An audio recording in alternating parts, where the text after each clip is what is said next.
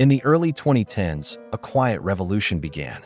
Behind computer screens and encrypted wallets, a new form of wealth was being born, one that existed beyond banks, beyond borders, and beyond government reach. It was called Bitcoin, and to many, it was digital gold, a promise of freedom in an age of financial control. In Australia, it arrived like a whisper in the wind. Tech enthusiasts, small investors, and curious dreamers began mining, trading, and speculating. They weren't just chasing profits, they were chasing possibility. At first, the movement felt untouchable. Governments around the world ignored it, calling it a fad, a bubble waiting to burst.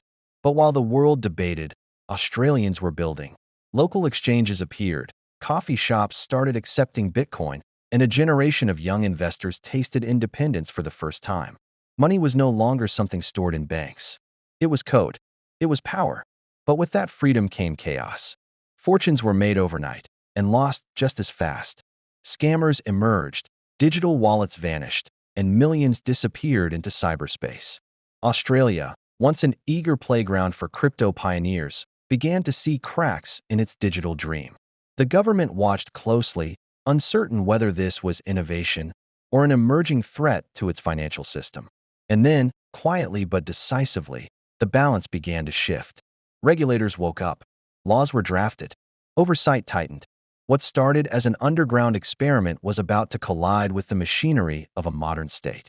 And in that collision lay a question that would define Australia's financial future. Could digital freedom survive government control?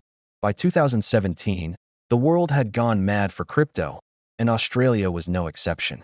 Across Sydney, Melbourne, and Brisbane, ordinary people began pouring their savings into digital coins they barely understood.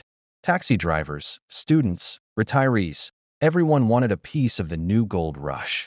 Crypto meetups packed cafes, while new investors spoke of Bitcoin as if it were a ticket to paradise. The air was electric, filled with the same fever that once drove prospectors to the gold fields of Ballarat. Behind the scenes, a new class of Australian innovators was emerging. Blockchain startups sprouted overnight, promising to revolutionize everything from banking to property ownership. Fintech companies like Independent Reserve and CoinSpot began bridging the gap between crypto chaos and real-world finance. Suddenly, Australia wasn't just following the trend, it was shaping it. The nation was being quietly recognized as one of the most crypto-friendly environments on Earth. But easy money attracts dark shadows. Scams multiplied, fake ICOs drained wallets, and new investors learned painful lessons about volatility. For every Australian who struck gold, another was left staring at an empty account. The thrill of decentralization came face to face with the reality of risk. And in those moments of loss, one question echoed louder. Who protects the people when money lives in the cloud? The Australian government began to take notice, not out of fear, but necessity. Billions of dollars were now flowing through digital exchanges, often invisible to traditional oversight. The gold rush had gone digital, but the rules were still written on paper. Australia stood at a crossroads, a young crypto nation on the brink of something extraordinary or something catastrophic. As the waves of speculation rolled across Australia's financial shores, the government could no longer ignore the storm. Regulators, once skeptical of cryptocurrency's legitimacy, began to realize that the blockchain world wasn't fading away, it was evolving. Behind closed doors, the Australian Transaction Reports and Analysis Centre, AUSTRAC, and the Australian Securities and Investments Commission, ASIC, convened to draft a new set of digital laws. Their mission: to bring light into a system built on anonymity. The first step was transparency. By 2018, cryptocurrency exchanges in Australia were required to register with AUSTRAC, verify customer identities, and report suspicious transactions. It was a monumental shift, turning a chaotic marketplace into something closer to a financial frontier town with sheriffs. For the first time, Australia took a firm stance. Crypto could stay, but it had to play by the rules. Yet, the challenge wasn't just legal, it was philosophical. How do you regulate freedom? How do you police money that exists beyond borders, built on code, not trust? Regulators debated endlessly. Too much control, and they'd choke innovation. Too little, and they'd open doors to crime. The tension between progress and protection became the heartbeat of Australia's digital finance story. Meanwhile, investors began to adjust. Some cheered the oversight, seeing it as validation that crypto was here to stay. Others bristled, claiming regulation betrayed the entire idea of decentralization. Still, something remarkable happened. The market stabilized. Australia became one of the first countries in the world to successfully balance innovation with accountability. The ledger, the sacred blockchain itself, had become a battleground between freedom and order. In that balance, Australia carved its place as a quiet leader, proving that technology and trust could, perhaps, coexist. But as the world would soon see, regulation was only the beginning. A larger revolution was about to unfold, one that would challenge even the definition of money itself. When regulation settled, a new question emerged. How do you tax something that exists in code? The Australian Tax Office, ATO, found itself staring at a digital puzzle. Crypto wasn't quite cash, yet it wasn't a traditional asset either. In 2014, the ATO drew a bold line. Digital coins would be treated as property, not currency. Every transaction, every trade, every moment a coin changed hands, it was taxable. The ruling stunned early investors who had believed the blockchain was beyond reach. For many Australians, this marked the first time they realized the invisible hand of the state could still reach into the digital realm. People who had bought Bitcoin for a few dollars suddenly owed thousands in capital gains. Others struggled to trace their old transactions, stored across lost wallets and forgotten exchanges. Accountants scrambled to understand blockchain bookkeeping, and tax advisors became unlikely heroes of the crypto frontier. The digital gold rush was turning into a paperwork storm. But beyond the confusion, the move was strategic. By defining how crypto would be taxed, Australia quietly legitimized it. The message was clear: if it could be taxed, it was real. This recognition gave investors confidence and encouraged companies to innovate without fear of legal gray zones. The ATO's framework became a global model for balancing innovation with fiscal responsibility, showing that crypto could thrive within traditional systems, not just outside them. Still, tension simmered beneath the surface. Some argued that taxation was taming a wild technology meant to free people from banks and governments. Others saw it as a necessary bridge between two worlds, the old and the new. In the end, Australia stood at the crossroads of ideology and practicality, daring to tax the future, even as that future kept changing faster than any law could follow. By the late 2010s, the conversation had shifted. What was once a risky obsession for tech enthusiasts was now being discussed in boardrooms and investment seminars.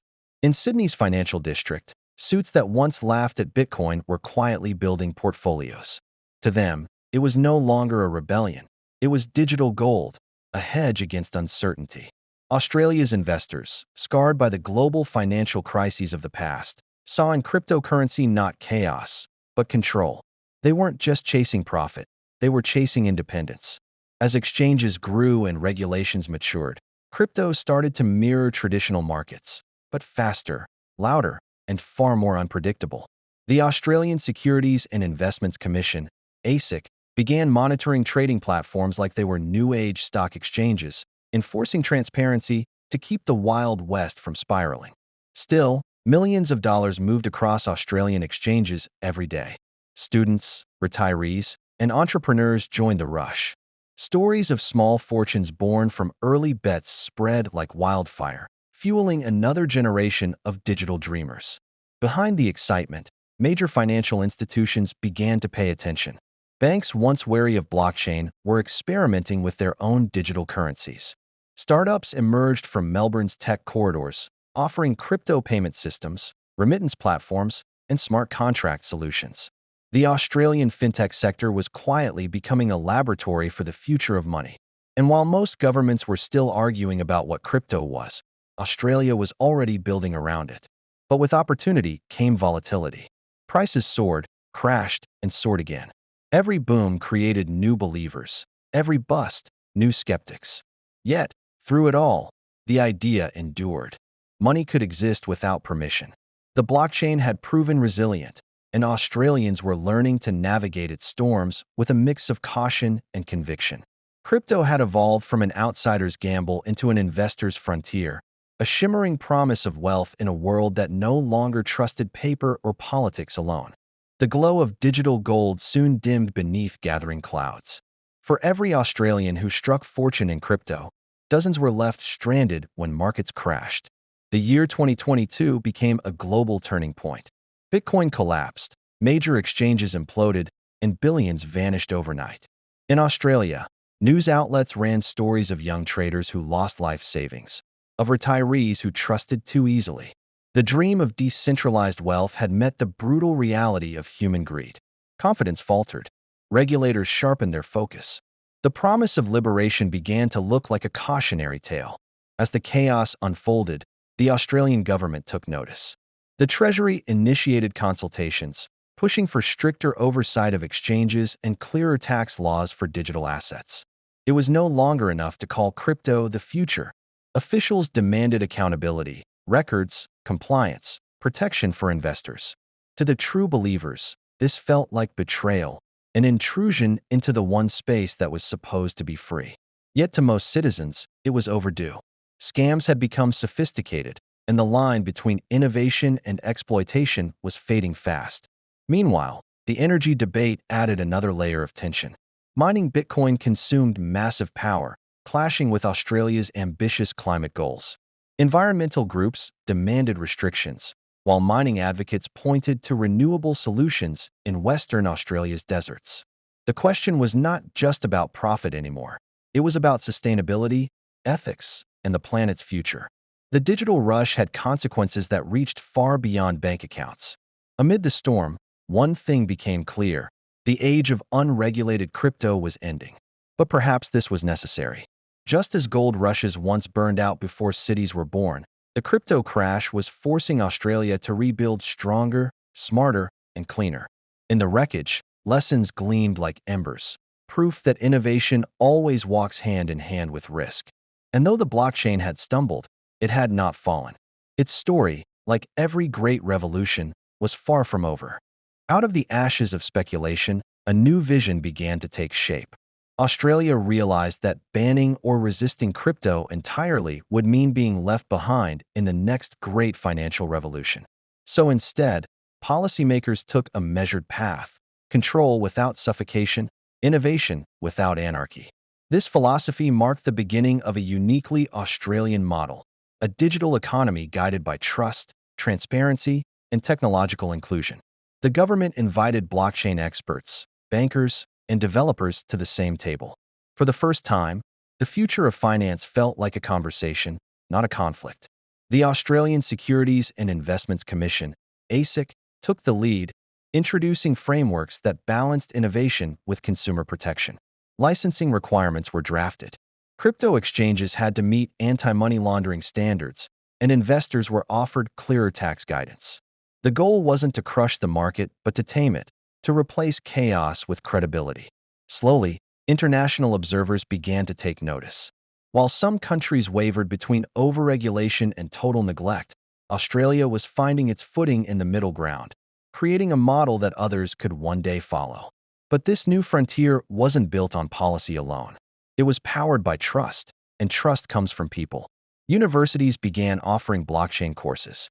Fintech startups sprouted across Sydney and Melbourne, experimenting with real-world applications beyond currency, supply chains, identity management, even art authentication. The once feared crypto sphere evolved into something practical, accessible, and deeply Australian. The nation's ambition was no longer to chase hype, but to build systems that lasted. In the soft hum of data centers and the quiet determination of coders, a new financial ecosystem emerged. One that remembered the pain of the past, but refused to be defined by it. Australia had stepped out of the storm with a clearer vision, not to follow the world's trends, but to lead in shaping how the world handles the next wave of digital wealth. The frontier had shifted, not on dusty gold fields, but in the invisible circuits of the modern age. As the world watches, Australia stands at a crossroads, where tradition meets technology and finance begins to take a new shape. The banks that once stood as marble pillars of trust now share their skyline with shimmering data towers, glowing servers, and fintech labs pulsing with innovation. Yet the questions remain as ancient as the trade routes of old. Who controls value? What is wealth? And can we truly trust what we cannot see? These are the challenges Australia must face as it steps into the digital dawn. The nation's greatest strength lies not in its size, but in its spirit of adaptation. From gold rushes to global markets, Australians have turned uncertainty into opportunity. The lessons of the past, the busts, the booms, the storms, have shaped a people unafraid of change. And now, as the blockchain revolution merges with everyday finance, Australia has a rare chance to set a global example. A nation that once rode on the backs of miners now rides the waves of data, redefining what prosperity means in the 21st century.